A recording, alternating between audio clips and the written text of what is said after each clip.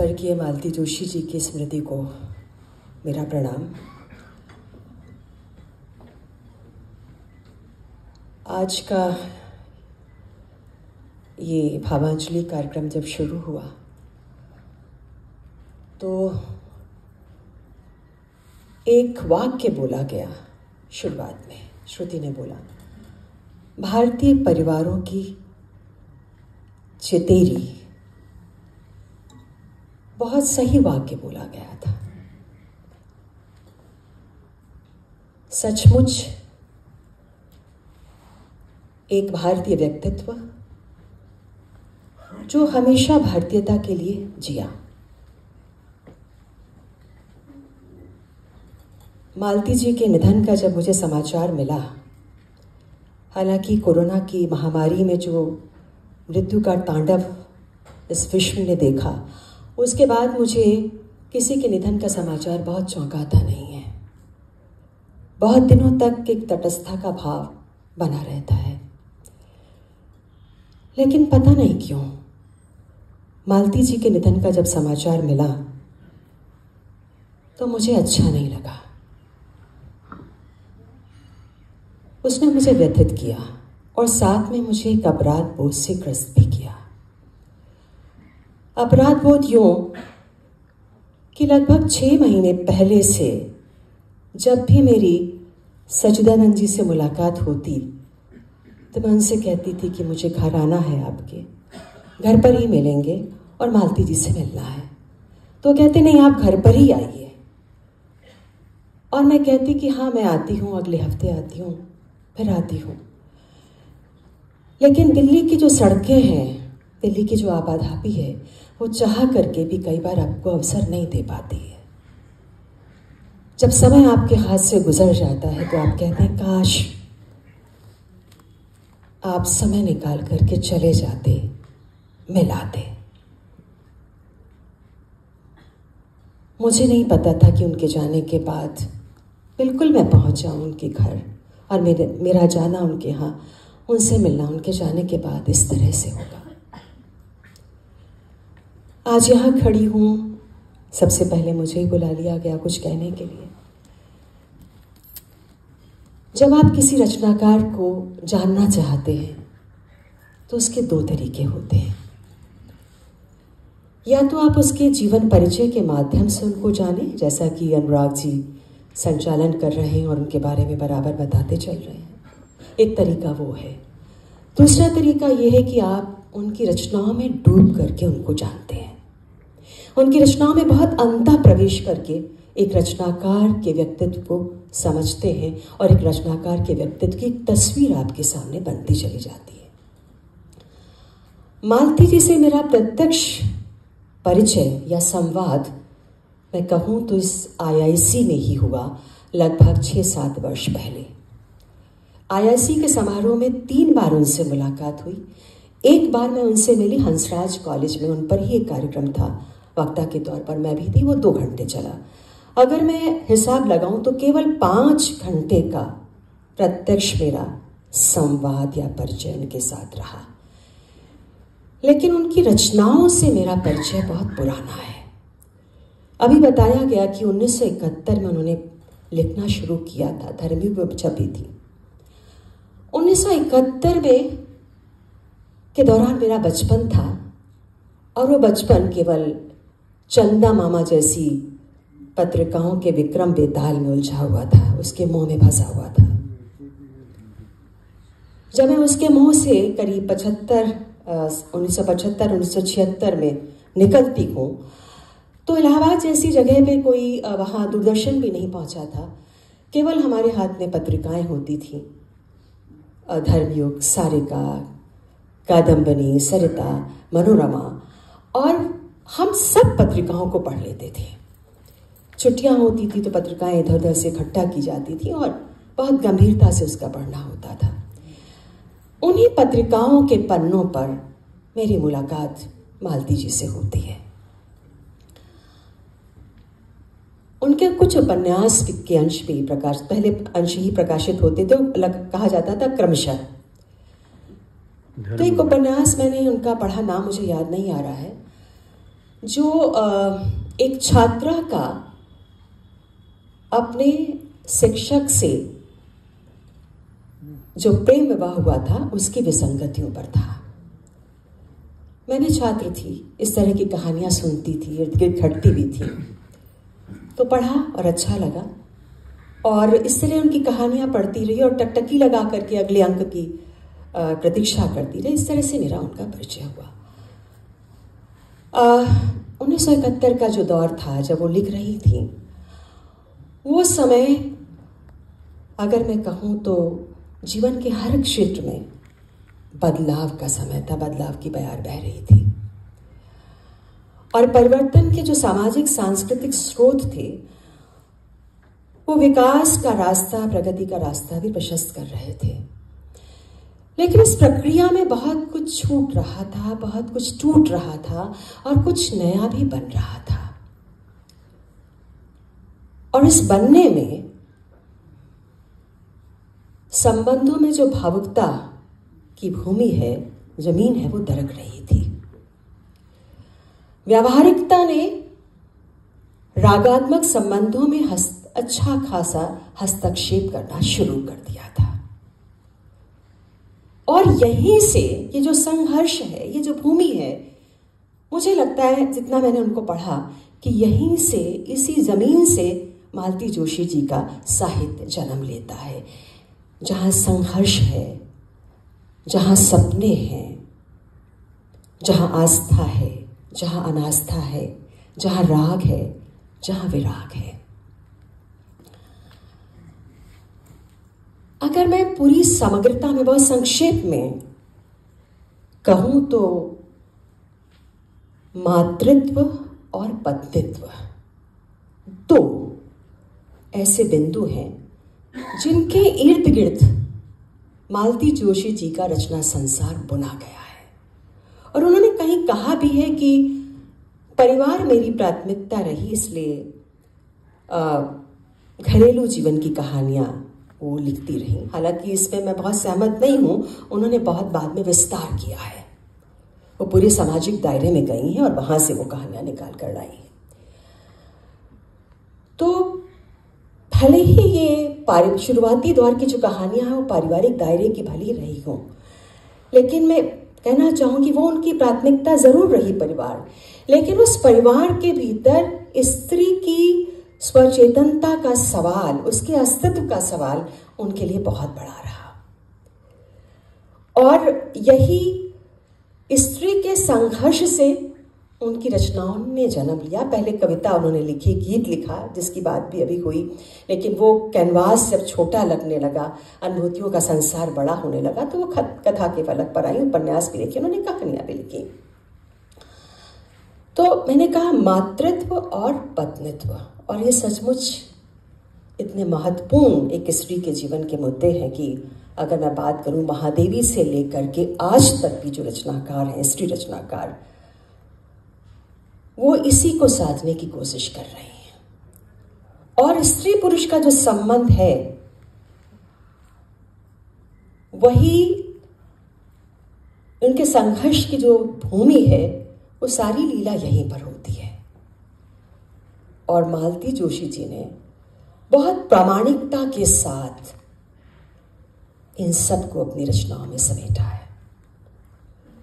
और एक बहुत जो प्रभावित करने वाली चीज है उनकी रचनाओं की, कि वो कहीं आपको जिस तरह से उनका व्यक्तित्व था, एक सहज, विनम्र, मृदुभाषी, जहां कोई आडंबर नहीं है, कोई कृत्रिमता नहीं है, उसी तरह से उनकी रचनाएं भी कृत्रिमता से कोसों दूर हैं। एक सहज स्वाभाविक प्रवाह पाठक को अपने साथ बहाए ले जाता है। आप अगर उनकी रचना शुरू करें तो आप अंत तक पहुंचे बिना उसको छोड़ नहीं पाएंगे। और मुझे लगता है कि पाठकवादी आलोचना के युग में ये सबसे बड़ी एक रचनाकार की सामर्थ्य होती है कि जो पाठक उसको एग्जिस्टेंस में लाता है, उस पाठक को वो हमेशा साथ लिए चले। और मालती जोशी जी हमेशा पाठक को साथ में लेकर के चली। और उनके जो कथन की जो शैली है, कहन जिसको आप कहते हैं, वो तो गजब का है। आगे आने वाली पीढ़ी जब उन्हें सुनेगी और देखेगी, मैंने उनको पहली बार हंसराज कॉलेज में उन पर बातचीत के बाद उन्होंने अपनी कहानी सुनाई, बिना कागज देखे हुए, कहीं रुकी नहीं, और लगातार जिस तरह से वो बोलती चलेगी, हैरानी होती। आज 6 पंक्तियों की कविता लिखने वाला कवि भी जब मंच पर आता है तो मोबाइल खोल करके देखता है, इतना स्मृति पर दबाव बन गया है। लेकिन मालती जी, क्योंकि वो जो लिख रही थी वो कहीं एक बात कह करके, मुझे लग रहा है मैंने ज़्यादा समय ले लिया है, लेकिन एक बात कहे बिना मैं नहीं यहाँ से उतरूँगी कि अक्सर मैंने उनके बारे में सुना और मंचों से भी सुना, कहा गया कि वो पारिवारिक दायरे की लेखिका थी, घरेलू महिला थी। और ये बहुत बड़ी विडंबना है कि जो स्त्री होती है, स्त्री जब लेखक होती तो अक्सर आलोचक बिना बहुत गहराई से जाए इस तरह के सूत्रों में उन्हें बांधने की कोशिश करते हैं। लेकिन वो परिवार जो होता है, स्त्री की ऐसी प्रामाणिक जमीन होती है कि वहाँ से वो अपनी रचनाओं को उठाती है। और जो प्रामाणिक होता है, अगर वो प्रामाणिक है, वो प्रासंगिक है, तो वो आपको नया जीवन भी देता है। और दूसरी चीज़ मैं बता दूं कि बहुत सारी ऐसी लेखिकाएं हैं जिन पर उनके बहुत निकट के लोगों ने खाँटी घरेलू औरत का एक कहना चाहिए एक नारा लगाया उनको लेकर के। आप नाम समझ गए होंगे, मैं नाम नहीं लेना चाहती यहाँ पर, लेकिन मालती जोशी जी भी, ये लेखिकाएं घरेलू नहीं थी, कितनी आधुनिक थी, और उनकी आधुनिकता की जो दिशा थी वो कितनी सही थी कि स्त्री विरोधी जो स्थितियां हैं, जो प्रसंग हैं, उन्होंने इतनी जीवंतता के साथ उठाए, लेकिन कहीं ना कहीं एक न्यायिक दृष्टि से भी उसको देखने की कोशिश की उन्होंने, और एक कहीं समाधान की एक दिशा भी वहां दिखाई देती है। लेकिन उनके यहाँ, मालती जी के यहाँ, स्त्री की अस्मिता का विधान रचने वाले जो शब्द हैं वो सेक्स नहीं है, वो आक्रामक क्रोध नहीं है। विरोध तो है, प्रतिरोध भी है, लेकिन वो एक सही समय पर, सही ढंग से, सही तरीके से लिया जाता है। आज की मैं सिर्फ एक तुलना कर, आज की बेहद आधुनिक लेखिका, यहां भी नाम नहीं ले रही हूं, वो अपने अस्तित्व के चेतना के लिए अपने पति के मरने का इंतजार करती है। राख से उठूंगी मैं, पति का शव है और उनके विचार चल रहे हैं कि अब मैं अपनी चेतना से उठूंगी। लेकिन मालती जी क्या करती है, कहानी मुझे याद आ रही है। पति का दंश सहते सहते जब चरम सीमा पे पहुंच जाता है, एक व्यक्ति अपने को एक सीमा तक किसी के अनुकूल बनाने की कोशिश करता है, लेकिन जब वो सीमा निकल जाती है तो उसका जो हृदय है वो चित्कार कर उठता है। और स्त्री का हृदय जब चित्कार कर उठता है तो वो मरने का इंतजार नहीं करती पति के, वो मंगलसूत्र वहीं उतार करके देती है।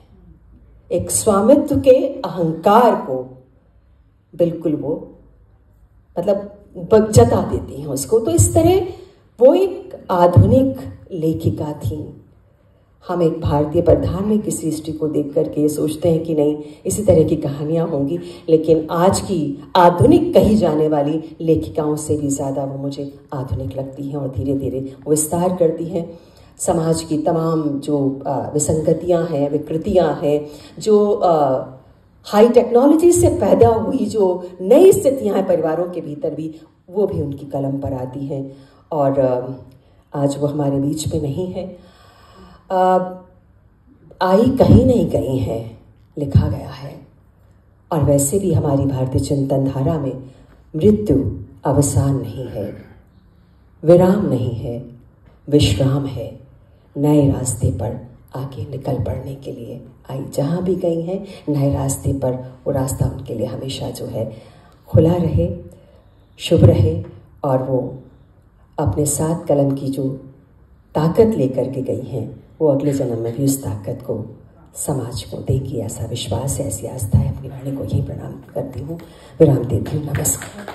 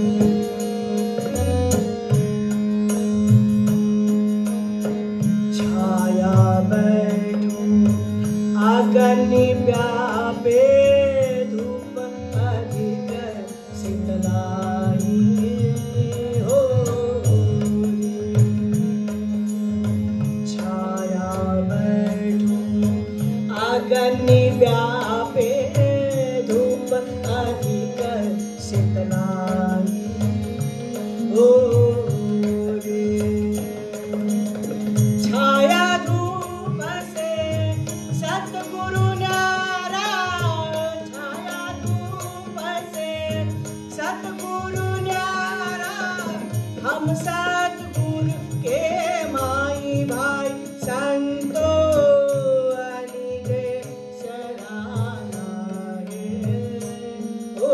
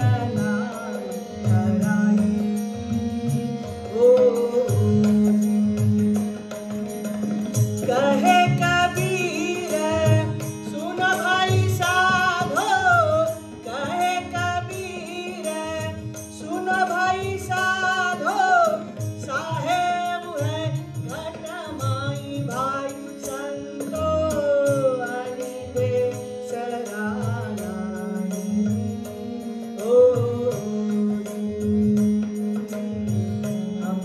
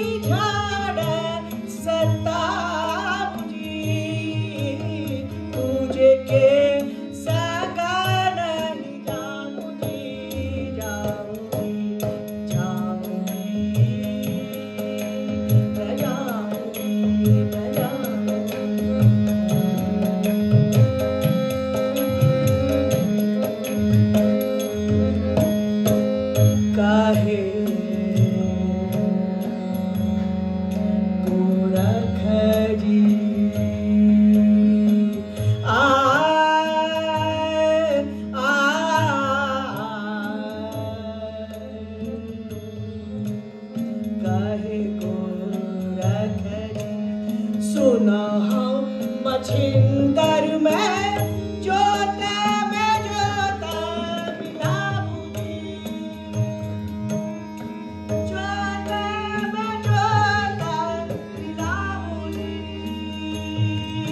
मिलाऊंगी, सतगुरु के मैं शरण गए से, सतगुरु के मैं शरण गए से, आवागमन मिटाऊंगी, तुझे के संग नहीं जाऊंगी, जाऊंगी, न जाऊंगी। गुरुजी मैं तो एक निरंजन जाऊंगी, तुझे के संग नहीं जाऊंगी, जाऊंगी, न जाऊंगी, न जाऊंगी, न जाऊंगी। उत्पत्ति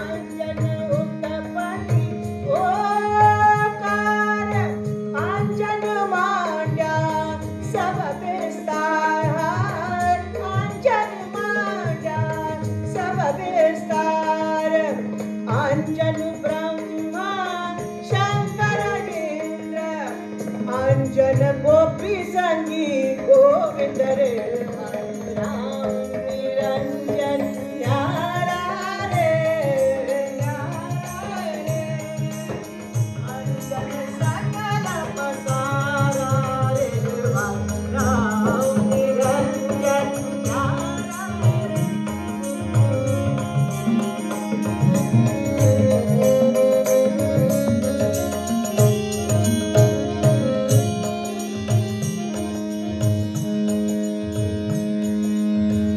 अंजन वाणी,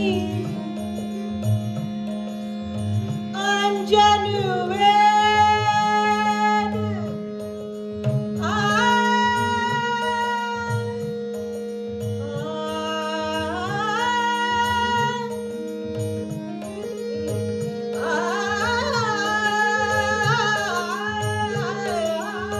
अंजन वाणी, अंजन वेद, अंजन किया नाना वेद, अंजन किया नाना वेद, अंजन विद्या पाठ पुराण, अंजन विद्या पाठ पुराण, अंजन फोकट कतनी के ज्ञान रे, राम निरंजन न्यारा रे, न्यारा रे।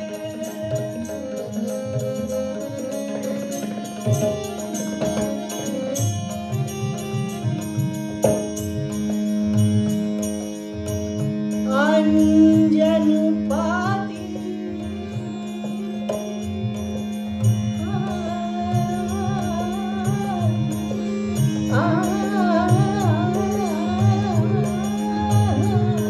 अंजन पाती, अंजन देव,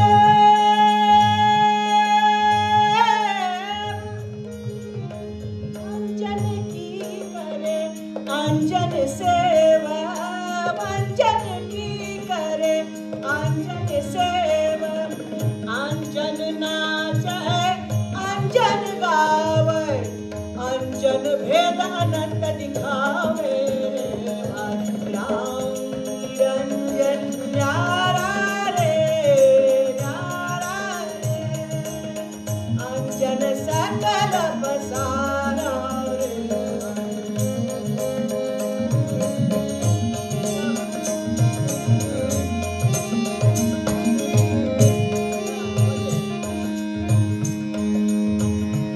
अंजन कहाँ लग के दान पुनी तप तीरथ जेता, दान पुनी तप तीरथ जेता। कहे कबीर कोई ना जाने, झंझन झाड़ निरंजन लागे रे भाई राम निरंजन न्यारा रे अंजन सकल पसारा रे भाई राम निरंजन न्यारा रे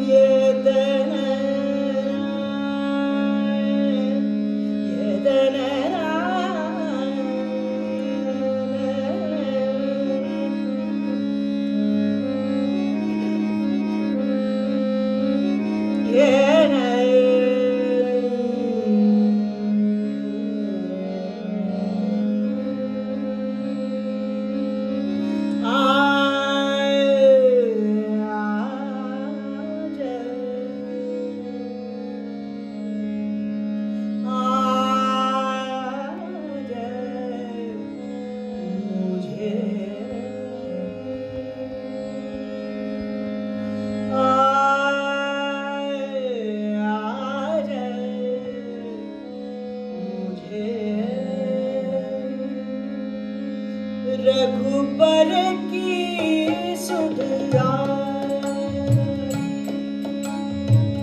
रघुबर की सुध रघुबर की सुध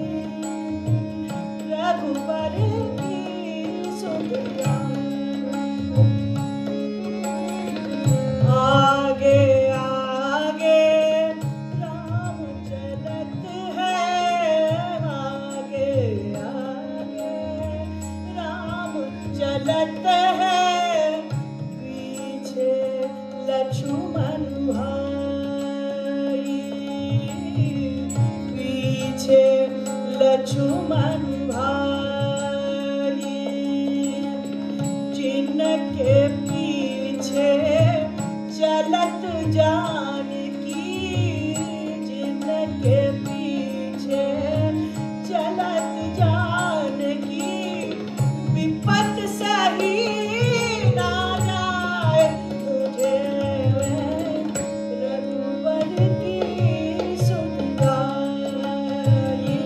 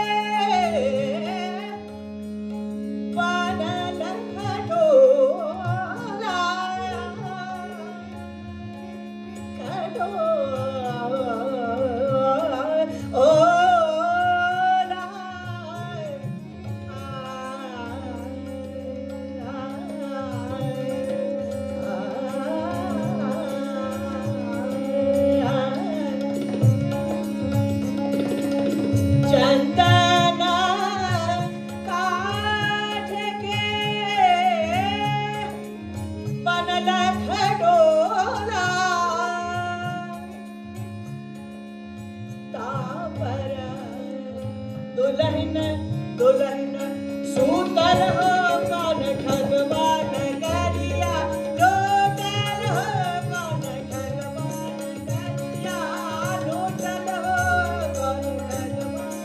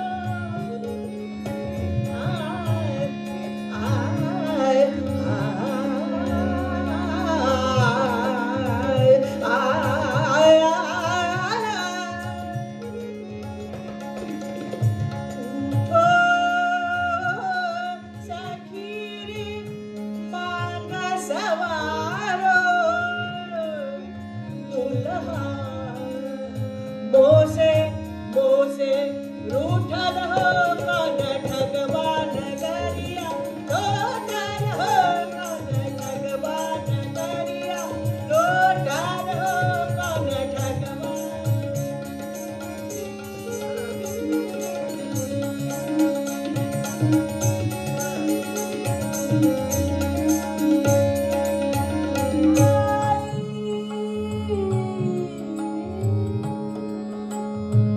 काही वृक्ष तरे बीजत लक्ष्मण भाई दोनों भाई रघुबर की सुधराई रघुबर की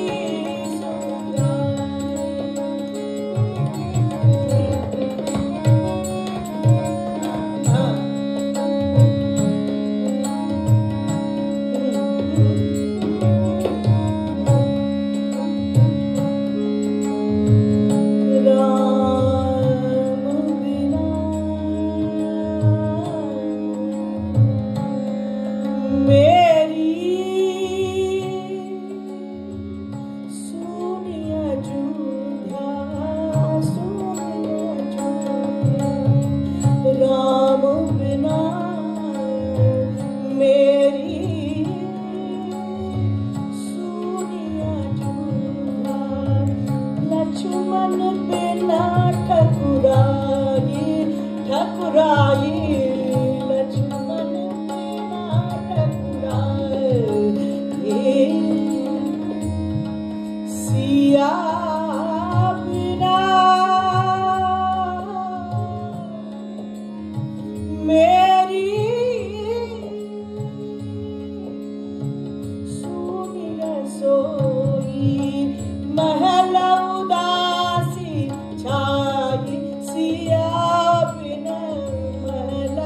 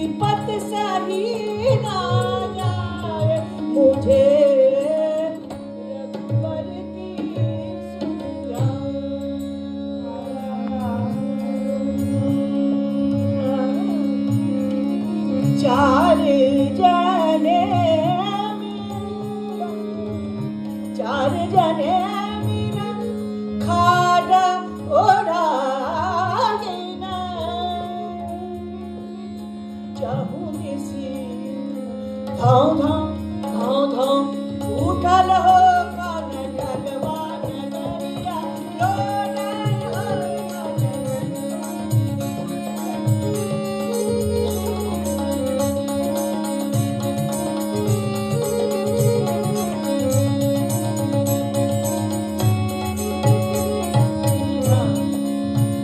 कहता कबीरा कबीरा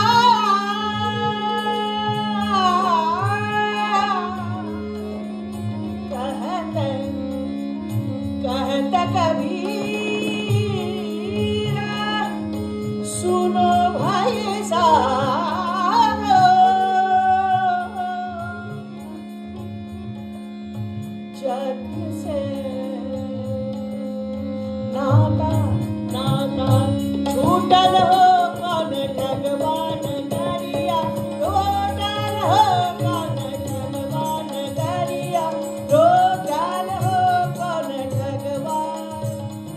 ठगवान रे कौन ठगवान नगरिया लूटल हो कौन ठगवान नगरिया टूटल हो कौन ठगवान। वो इस भजन को गाया करते थे, लेकिन कुमार जी जब से देवास गए तब से उनकी धुनी पर मत्था टेकने जाया करते थे, लेकिन कभी उनके भी सानिध्य में इस भजन का नहीं आना हुआ, नहीं देखना हुआ। कुमार जी के अपने जीवन के बहुत अंतिम समय में, कह लीजिए अंतिम कुछ वर्षों के समय ही कुछ ऐसा योग बना कि ये भजन उनकी नजर पड़ी इस भजन पर। हालांकि शिलनाथ बाबा के कमरे में ये भजन लिखा हुआ था, लेकिन फिर भी पता नहीं कैसे बरसों से जाते रहे कुमार जी, लेकिन उनकी नजर नहीं पड़ी। तो उस भजन को गाकर फिर बाद में आपको भैरवी सुनाऊंगी।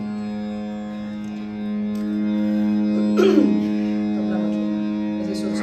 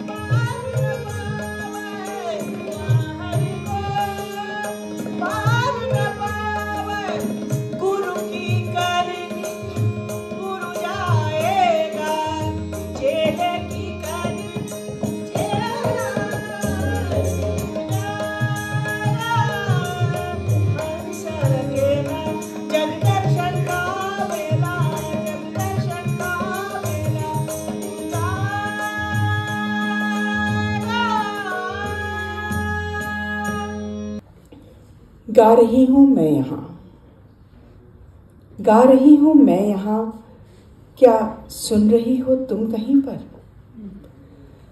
तान मेरी पीर भीगी, स्वर व्यथा में ही सने हैं। एक मीठी कसक लेकर गीत ये मेरे बने हैं। गा रही हूं या न जाने, रो रही मैं आह भर भर, क्या सुन रही हो तुम कहीं पर?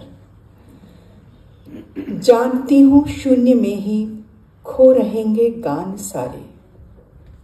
विवश हूं, रुकती नहीं है, हो गई बेसुध पुकारें। काश काश पहुंचाती पवन तुम तक हमारे प्राण का स्वर। क्या सुन रही हो तुम कहीं पर? जी रही हूं मौन आहों का चिरंतर भार लेकर, उलझनों की डोर में भोली लगन का हार लेकर। गा रही हूं और मेरी बरसती आंखें निरंतर, क्या सुन रही हो तुम कहीं पर? भा रहे हैं आज सबको ये मनोहर गान मेरे, समझ पाता कौन पर ये रो रहे हैं प्राण मेरे। हर चरण पर घाव मेरे खिल उठे हैं गीत बनकर, क्या सुन रही हो तुम कहीं पर? हाँ, क्या सुन रही हो तुम कहीं पर? कुछ नहीं है दादी की घड़ी, मतलब मैं अपने तकिए को बोल दूँ कि मुझे 6 बजे उठा देना, तो वो 6 बजे मैं उठ जाता हूँ। और आजकल भी वही है कि अगर मुझे कहीं जाना भी है, भले ही मैं 5:30 का अलार्म लगा के बैठता हूँ, तो मैं 5 बजे वैसे ही उठ जाता हूँ कि दादी की घड़ी अभी भी है। तो काफ़ी इंटरेस्टिंग वो चीज़ रहती है। एंड मतलब लोगों की दादियाँ, अगर मैं स्टीरियोटिपिकल ना करूँ तो लोग स्टीरियोटाइप कर देते हैं कि बूढ़ी माँ दिखती है तो वो उनको गीता पकड़ा दो या कोई पूजा की पाठ किताब पकड़ा दो। और मेरी दादी सेकंड ईयर कंपार्टमेंट में हम सब परिवार वालों के साथ में फिल्म फेयर डिस्कस कर रहे हैं। तो सामने वाले के ऊपर एक मॉडर्न सा एक क्वेश्चन मार्क तो लग ही जाता है, बट थोड़ा हमारे लिए हंसात्मक होता है कि यस, एक मोमेंट हमारे लिए भी है। बाहर जब मैं कंपोज कर रहा था पूरी एग्जीबिशन के समय पे, तो मुझे वही लगा कि यार हम लोग आजकल इतने सारे कंजस्टेड वे में रहते हैं, बट आजकल एआई के चक्कर में हम लोग उसको थोड़ा अपने आप को सरल करते जा रहे हैं। तो मुझे वही थॉट आया कि पेन से लिखने वाली महिला आज एआई के ज़माने तक भी आई और उसके साथ में अपडेटेड भी थी। तो मुझे कभी ऐसा लगा नहीं कि वो कभी हमसे डिस्कनेक्टेड थी या मेरे मित्रों से डिस्कनेक्टेड रहती थी या किसी भी जनरेशन से वो डिस्कनेक्टेड थी।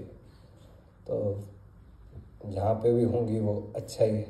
आभार किसी का कैसे दिया जा सकता है, क्योंकि हमने कभी अपनी माँ को इस बात का आभार नहीं दिया कि तूने हमें जन्म दिया। हाँ, एक बात ज़रूर मैं कहना चाहता हूँ कि लेखिका के रूप में उनको आगे आने वाले कई वर्षों तक लगातार याद किया जाता रहेगा, लेकिन एक माँ के रूप में, एक संस्कार देने वाली माँ के रूप में जो कुछ उन्होंने मुझे और मेरे भाई ऋषिकेश को दिया है, वो मुझे लगता है कि अपने आप में एक पूरी पाठशाला है। इसलिए मैं एक कविता आपके सामने कहकर अपनी बात समाप्त करूँगा।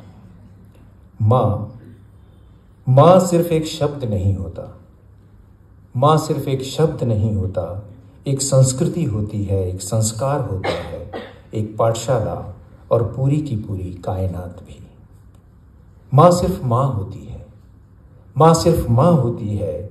वो न अच्छी होती है, न बुरी होती है, न गोरी होती है, न काली होती है, न लंबी होती है, न नाटी, न मोटी, न पतली। वो तो सिर्फ माँ होती है। दुनिया की सबसे सुंदर, सबसे होशियार, सबसे ममतामयी, सबसे समझदार वो माँ होती है। वो न अमीर होती है, न गरीब होती है, न नामचीन होती है, न अनजान होती है। वो तो सिर्फ और सिर्फ माँ होती है।